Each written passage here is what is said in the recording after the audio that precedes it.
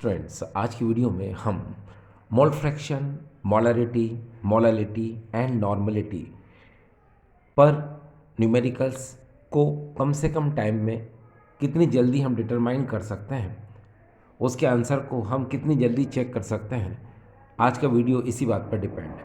देखिए dear students, आज की वीडियो में हम एक क्वेश्चन ले रहे हैं। ये क्वेश्चन आपके सामने है।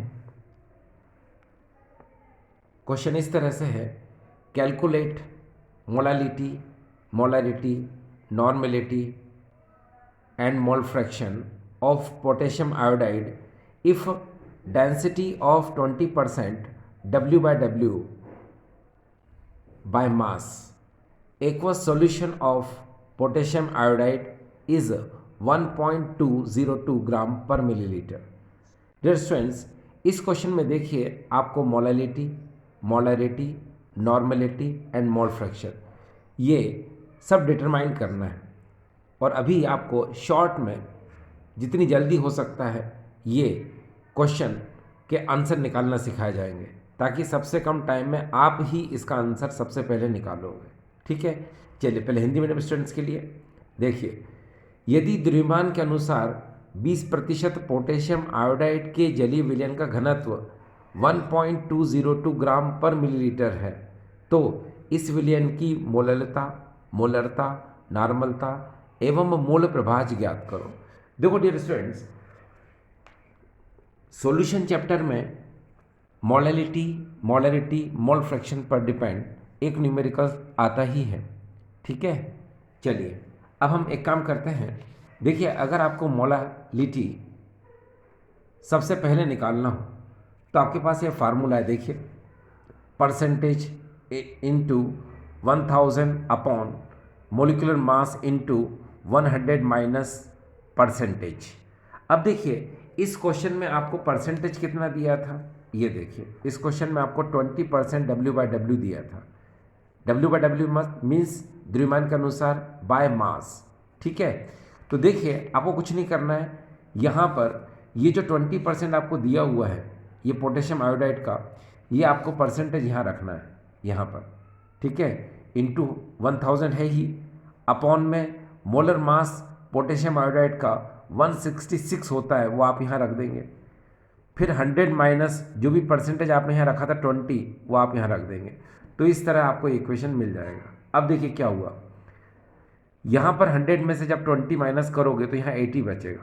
अब देखिए 24 जा 80, 4 को फिर यहाँ से सब्ट्रैक्ट करो तो यहाँ हो जाएगा 250, ऊपर 250 बचेगा, नीचे बचेगा 166। ये देखिए, जब आप इसमें डिवाइड करेंगे तो 1.5 आपका आंसर आ जाएगा।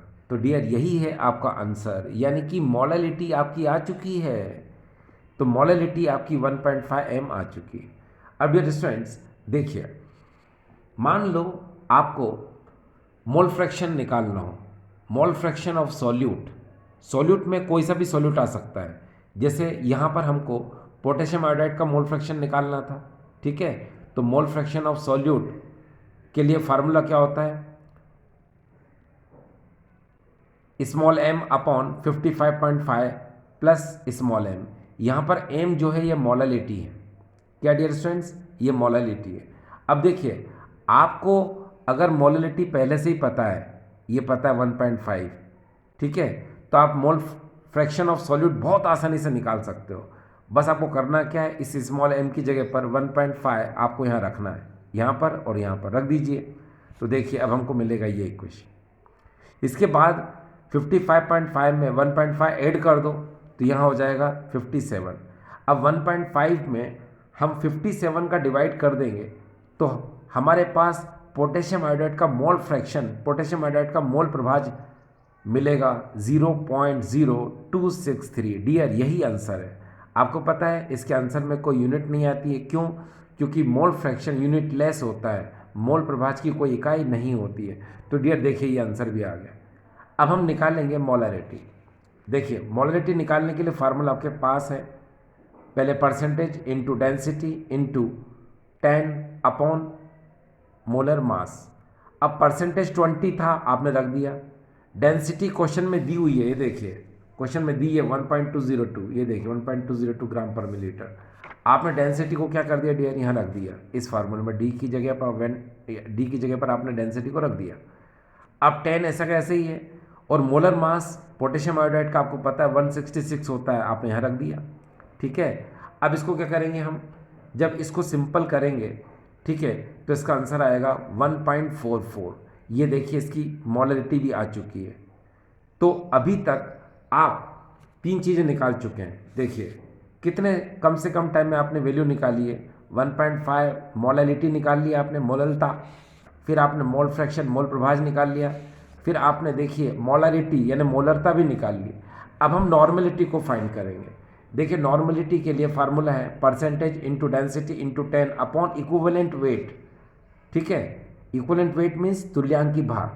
अब देखिए हम क्या करेंगे, परसेंटेज 20 लिख दिया हमने, डेंसिटी 1.202 है ही, इंटू में 10 है ही, और इक्विवेलेंट वेट और मोलर मास पोटेशियम आयोडाइड का क्या होता है, सेम ही होता है, तो आपने 166 नीचे रख दिया। सॉल्व किया तो इसका आंसर भी 1.44 n, यानी इसकी नॉर्मलिटी भी वही आएगी। ठीक है, जो कि इसकी मोलरिटी आई थी। ठीक है, अब यहाँ पर अगर मान लो आपके पास मोलरिटी पहले से ही पता है आपको, और अगर आपको नॉर्मलिटी निकालना हो तो आप क्या कर सकते हो, एक और फार्मूले से आप नॉर्मलिटी को फाइंड कर सकते हो। लेकिन ये नॉर्मलिटी आप तभी फाइंड कर सकते हो जब आपको मोलरिटी पता हो। लेकिन जब आपको कुछ भी पता ना हो तो आप नॉर्मलिटी निकालने के लिए आप ये फार्मूला लगा लीजिए। ये क्या है, सिंगल, यानी जब आपको कुछ भी गिवन ना हो, मतलब कुछ भी पता ना हो, ना मोलरिटी पता हो, ठीक है, ना मोलरिटी पता हो, ना मोल फ्रैक्शन पता हो, और अगर आपको नॉर्मलिटी निकालना है तो सिंगल आपको ये फार्मूला यूज़ करना पड़ेगा। लेकिन अगर आपको पहले से मोलरिटी पता है और अगर आप नॉर्मलिटी निकालना चाहते हो तो इसके लिए भी शॉर्ट मेथड है। आपको करना क्या है, देखिए जो मोलरिटी है उसमें एसिडिटी या फिर बेसिसिटी या फिर वैलेंसी का मल्टीप्लाई कर दो, अपने आप नॉर्मलिटी आ जाएगी। समझ रहे हो ना, कि अगर आपके पास पहले से मोलरिटी है तो आप नॉर्मलिटी को बहुत जल्दी इस फार्मूले से निकाल सकते हो। देखो कैसे, देखिए बताता हूँ कैसे। मान लो यहाँ पर आप देखिए, आपको पता है कि आपने फार्मूला यहाँ कौन सा लगाना है। ये देखिए यहाँ पर फार्मूला लगाना है आपको, ये वाला, normality equal to molarity into acidity, basicity और वैलेंसी। तो आपको नॉर्मलिटी निकालना है, मोलरिटी क्या रख देंगे हम, ये देखिए मोलरिटी की वैल्यू 1.44 यहाँ रख देंगे हम। अब हम क्या करेंगे, आपको पता है कि एसिडिटी या फिर बेसिसिटी या फिर वैलेंसी जो भी होता है उसका हम मल्टीप्लाई करेंगे, क्योंकि डिपेंड करता है सामने वाला कंपाउंड कौन सा है। अगर एसिड होता है तो हम बेसिसिटी यूज़ करते हैं, बेस होता है तो हम एसिडिटी यूज़ करते हैं, और सॉल्ट होता है तो हम वैलेंसी यूज़ करते हैं, है ना। तो इसीलिए मैंने तीनों के लिए लिख दिया है, बेस हो तो एसिडिटी, एसिड हो तो बेसिसिटी, ठीक है, और सॉल्ट हो तो वैलेंसी का यूज़ करते हैं। अब यहाँ पर क्या है, आपने देखा होगा पोटेशियम आयोडाइड तो सॉल्ट होता है, ठीक है, इसको खोलो के पॉजिटिव आई नेगेटिव में, तो पॉजिटिव वैलेंसी भी यहाँ पर +1 है और नेगेटिव वैलेंसी +1 है, एक ही है। तो आप क्या करोगे, इंटू 1 कर दो। क्यों, क्योंकि फार्मूला है ना, फार्मूला क्या है, ये देखिए मोलरिटी इंटू वैलेंसी, क्योंकि सॉल्ट में वैलेंसी होता है, तो मोलरिटी में आप वैलेंसी का मल्टीप्लाई कर दो तो नॉर्मलिटी फाइंड हो जाएगी। तो आपने क्या किया, 1.44 इंटू 1, ठीक है, तो आंसर क्या आया, 1.44 n। तो देखा आपने कि अगर आपको नॉर्मलिटी निकालना हो और मोलरिटी पहले से ही पता हो तो आपको क्या करना है, आपको एसिडिटी या फिर बेसिसिटी या फिर वैलेंसी का मल्टीप्लाई करना हो जाएगा, तो अपने आप नॉर्मलिटी का आंसर आ जाएगा। ये देखिए क्लियर हो गया। अब आपके दिमाग में एक चीज़ चल रही होगी, एसिडिटी, बेसिसिटी ये और ये वैलेंसी ये क्लियर नहीं है, तो मैं क्लियर कर देता हूँ। जैसे मान लो ये H2SO4 ये एसिड है, जब इसको आयोनाइज करोगे तो 2H positive and SO4 2 negative. आपको पता है एसिड हमको क्या देता है, H पॉजिटिव देता है, तो इस H2SO4 में H पॉजिटिव कितने 2, तो इसकी बेसिसिटी यानी क्षारकता कितनी हो जाएगी 2। तो यही है क्षारकता यानी कि बेसिसिटी, इसको बोलते हैं हम 2।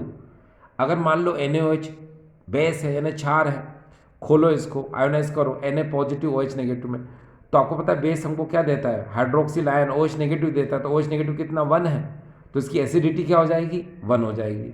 तो हम समझ जाएंगे कि क्षार जो होता है उसकी अम्लता कितनी होती है, 1 होती है, मतलब अम्लता क्या होगी यहाँ पर NaOH में 1 होगी, ठीक है, क्योंकि अलग अलग कंपाउंड की अलग अलग होती है। जैसे अगर हम यहाँ पर HCl लेते तो उसकी बेसिसिटी 1 होती, H2SO4 है तो इसकी बेसिसिटी क्या है यहाँ पर 2 है, NaOH लिया हमने तो इसकी एसिडिटी क्या है 1 है, ठीक है। अगर हम CaOH होल ट्वाइस लेते तो उसकी एसिडिटी 2 होती, क्योंकि उसमें हमको 2OH नेगेटिव मिलता, ठीक है। तो ये समझ में आ गया आपको। और रही बात सॉल्ट की, तो सॉल्ट में आप जैसे KI है तो इसको कैसे आयोनाइज करोगे, K पॉजिटिव I नेगेटिव, तो या तो आप पॉजिटिव वैलेंसी का मल्टीप्लाई कर लो यहाँ पर या नेगेटिव वैलेंसी का मल्टीप्लाई कर लो, एक ही बात है, ठीक है। तो यहाँ पर तो सपोज मान लो ये KI है, अगर मान लो यहाँ पर MgCl2 होता सपोज, ये देखिए, तो भी कोई फर्क नहीं पड़ता, इसको आयोनाइज कर लो आप, कैसे Mg2 positive plus 2Cl negative में, तो उस सिचुएशन में हम क्या करते हैं 2 का मल्टीप्लाई करते हैं, 2 पॉजिटिव या फिर 2 नेगेटिव, ठीक है, समझ गए, यस। अब देखिए, अब हम नेक्स्ट क्वेश्चन की तरफ जा रहे हैं। अब आपको क्या है कि नॉर्मलिटी और मोलरिटी को एक बार फिर से निकालना सिखाते हैं। देखिए कैसे, मान लो क्वेश्चन है 15% H2SO4 बाय मास, जिसमें डेंसिटी हमको दी है 1.10 ग्राम पर मिलीलीटर। अब मान लो आपको मोलरिटी एंड नॉर्मलिटी दोनों निकालना है, तो मोलरिटी निकालने का फार्मूला तो मैंने बताया था आपको, करना क्या, percentage into density into 10 upon molar mass, ठीक है। परसेंटेज कितना 15, ये आपने 15 रख दिया, डेंसिटी 1.10 ये रख दिया आपने, 10 ऐसा कैसे रख दिया, और मोलर मास आपको पता है H2SO4 का कितना होता है 98 होता है, तो आपने 98 नीचे रख दिया। जब इसको सॉल्व करोगे तो इसका आंसर आएगा डियर 1.68, ये आ गया। तो हमको पता चल गया कि इसकी मोलरिटी क्या आ गई डियर 1.68 आ चुकी है। अब आपको नॉर्मलिटी निकालना है, ठीक है, तो फार्मूला बहुत ईजी है नॉर्मलिटी निकालने का। अगर आपको मोलरिटी पहले से पता है तो नॉर्मलिटी बड़े आराम से निकल आएगी। कैसे, normality equal to molarity into basicity. अब आपको पता है इस H2SO4 की बेसिसिटी कितनी होती है, ये देखिए 2, ये 2 होती है। तो बस करना क्या है आपको, मोलरिटी इनटू बेसिसिटी, तो मोलरिटी कितनी है 1.68, आप 1.68 लिख दो, इंटू 2 बेसिसिटी 2 लिख दो, मल्टीप्लाई करो तो डियर ये आंसर आ जाएगा 3.36 एन। ये देखिए डियर आंसर आ चुका नॉर्मलिटी, ठीक है। अगर मान लो आपको मोलरिटी नहीं दी है, ठीक है, और ये क्वेश्चन दिया हुआ है, ठीक है, और सिंपली आपको नॉर्मलिटी निकालना है, तो वो तो आप पहले से जानते हो ना भाई, ये देखो ना, normality equal to percentage into D into 10 upon equivalent weight, यानी कि तुल्यांकी भार। अब परसेंटेज 15, डेंसिटी 1.10, 10 ये है ही, इक्विवेलेंट वेट क्या 49 होता है। क्यों होता है, क्योंकि आपको पता है कि अगर आप इक्विवेलेंट वेट निकालना चाहते हैं तो आपको बता देता हूँ कैसे। देखिए यहाँ पर अगर आप इक्विवेलेंट वेट निकालना चाहते हैं H2SO4 का, तो आपको मोलर मास, बिकॉज ये एसिड है तो हमको यहाँ पर बेसिसिटी का डिवाइड करना होता है, ठीक है, किसका, बेसिसिटी का। बेसिसिटी का क्या करना रहता है, डिवाइड करना रहता है, क्षारकता का भाग देना होता है। आपको पता है इसका मोलर मास कितना होता है 98 होता है। अब इसकी बेसिसिटी कितनी है 2, ये 2 डिवाइड कर दो कितना आ जाएगा 49, तो ये 49 आ गया, ठीक है। तो ये देखिए आपका 49 आ गया है ना यहाँ पर। अब आप इसको सिंपल करो तो कितना आंसर आएगा 3.36 एन, ये देखिए डियर आंसर आ गया, ठीक है ना। तो अब आपको समझ में आ रहा होगा कि अगर मोलरिटी दे तो नॉर्मलिटी निकालने के लिए आप ये वाला फार्मूला यूज़ करो, और अगर उसने आपको मोलरिटी नहीं दी है, नॉर्मलिटी फाइंड करना है, तो आप ये वाला फार्मूला यूज़ करो, ठीक है। चलिए डियर स्टूडेंट्स, अब हम आगे की तरफ चलते हैं। देखिए मान लो हमारे सामने ये इस तरह से क्वेश्चन है, देखिए अच्छा लगेगा आपको, ये इस तरह से क्वेश्चन है, what is the mole fraction of the solute in 2.5 m aqueous solution, ठीक है। हिंदी में सुने, 2.5 m जली विलयन में विलय का मोल प्रभाज या मोल अंश ज्ञात करो। तो मैंने आपको फार्मूला बताया था, ये देखिए ये वही फार्मूला डियर, बहुत इंपॉर्टेंट फार्मूला है ये, कि अगर आप किसी सॉल्यूट का मोल फ्रैक्शन निकालना चाहते हो, किसी विलेय का मोल प्रभाज निकालना चाहते हो, तो ये वाला फार्मूला यूज़ करो। ठीक है, देखिए इसमें क्या है, small m upon 55.5 plus small m, यानी यहाँ पर ये मोलैलिटी है और आपको यहाँ मोलैलिटी क्वेश्चन में दी है 2.5 m, तो बस इस m की जगह 2.5 m यहाँ रख दो, रखो जरा यहाँ पर और यहाँ पर आपने रख दी यहाँ पर। ठीक है, यहाँ पर भी आपने m की जगह वैल्यू रख दी, तो 2.5 ऐसा कैसे आएगा, इसको ऐड कर दिया 58 आ गया। अब 2.5 में 58 का डिवाइड कर दो तो 0.043, ये देखिए डियर ये आंसर आ गया। ठीक है, तो यहाँ आपने देखा कि ये 0.043 इसका आंसर आ चुका है।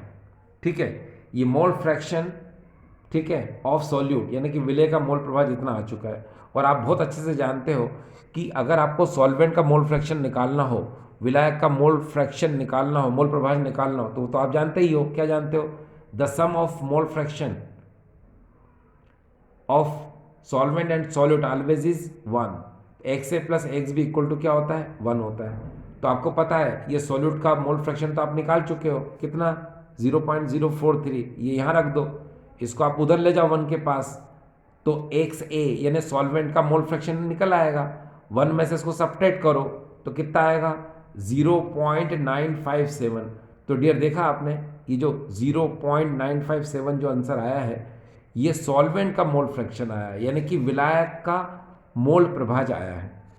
ठीक है, अब डियर स्टूडेंट्स कभी कभी ऐसा होता है कि मान लो आपके सामने ये सिचुएशन हो कि मोल फ्रैक्शन दिया हुआ हो और मोलरिटी निकालना हो, तो फिर डियर स्टूडेंट्स ये फार्मूला उस समय बहुत इंपॉर्टेंट है। ये देखिए आज की वीडियो में मैंने सब शॉर्ट मेथड का यूज़ करना सिखाया आपको। देखिए अगर आपको मोलरिटी निकालना हो, ठीक है, और सोल्यूट का मोल फ्रैक्शन गिवन हो, यानी कि विलेय का मोल प्रभाज आपको दिया गया हो और मोलरता निकालना हो, तो ये फार्मूला बहुत इंपॉर्टेंट है। अब इसमें एक्स भी क्या है, तो मोल फ्रैक्शन ऑफ सोल्यूट यानी विलेय का मोल प्रभाज, या ए में क्या है, इसको हम लोग बोलते हैं मोलर मास ऑफ सॉल्वेंट यानी कि विलायक का आणविक द्रव्यमान, और यहाँ एम क्या है, मोलरिटी यानी मोलरता है। ठीक डियर, अब जरा हम एक काम करते हैं, अब वो क्वेश्चन ले लेते हैं जो हमने शुरू में सॉल्व किया था। ये देखिए, तो उससे क्या होगा, उससे आपको थोड़ा सा जल्दी समझ में आएगा। जैसे इस क्वेश्चन को देखिए आप, इस क्वेश्चन में पोटेशियम आयोडाइड का मोल फ्रैक्शन हमें कितना दिया हुआ है, इतना दिया हुआ है 0.0263। अब मोल फ्रैक्शन हमको दिया है और फाइंड क्या करना है डियर, हमको मोलारिटी यानी मोलरता निकालना है। तो देखिए अभी हम निकालना सीखते हैं। देखिए ये फार्मूला है आपके पास, ये अब एक्स बी की वैल्यू आपको पता है कितनी दी थी, 0.0263, बस यहाँ पर रख दो, आपने यहाँ रख दी वैल्यू। ठीक है, ये देखिए यहाँ वैल्यू रख दी 0.0263 इंटू 1000, 1 माइनस 0.0263 इंटू 18, क्योंकि यहाँ पर ये वाटर के साथ बना हुआ सॉल्यूशन था। ठीक है, तो इसीलिए यहाँ पर वाटर का मोलर मास आएगा कितना, 18। अब आपको करना क्या है, देखिए 0.0263 में से हम इस वैल्यू को हटा देते, थोड़ा छोटा कर लेते हैं, तो 0.026। ठीक है, इधर भी हमने वही किया, 1 माइनस 0.026। ठीक है, इतना समझ में आ गया आपको। अब देखिए डियर स्टूडेंट्स, इसको सॉल्व करेंगे हम। ये पॉइंट हटाया, नीचे 1000 आया, 1000 से 1000 कैंसिल, 26 ऊपर बचेगा। अब 1 में से इसको सब्ट्रैक्ट करो तो 0.974 बचेगा, इंटू 18 बचेगा। अब इसका इसमें मल्टीप्लाई करो तो 17.5 आ जाएगा। अब 26 में 17.5 का डिवाइड करो तो 1.48, यानी अप्रॉक्सीमेटली डियर इससे आंसर आता है। एक्यूरेट तो नहीं कह सकते, लेकिन हाँ अप्रॉक्सीमेटली इससे आंसर आ जाएगा।